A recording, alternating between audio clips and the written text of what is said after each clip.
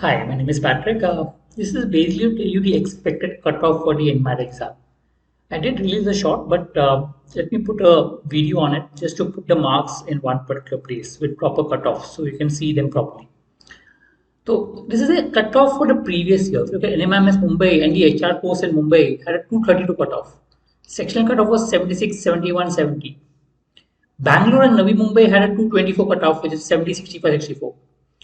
Navi Mumbai is a comparatively new campus, but since it's located close to Mumbai, therefore the cutoff slightly is higher because NM Mumbai is known to be a better college, so therefore it's a rub off from NM Mumbai as such. Indore and Hyderabad 210 cutoff, NM Mumbai Business Analytics course at 215 cutoff, and Mumbai Pharma course had 175 cutoff. Now these three are sectional cutoff for language, that is verbal, logic, and quant, and is the overall score. Soma approximately 222, Bokuni 200, and the other curves.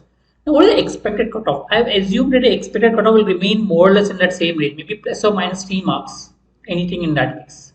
So, definitely be for Mumbai, it will be definitely about 230, but how much what we'll have to see, but you can expect it to be around the same marks, right? So, if you got much higher than these cutoffs, I think you should start preparing for the interview if you're expecting a call, definitely, because the date of the interview and the calls, I mean, there's not much gap in the NM Mumbai. So automatically start preparing for the calls from right now. Right? I hope this will give you some idea with regards to what calls you expect and how to go about it and where to apply. Yeah, all the best. Thank you.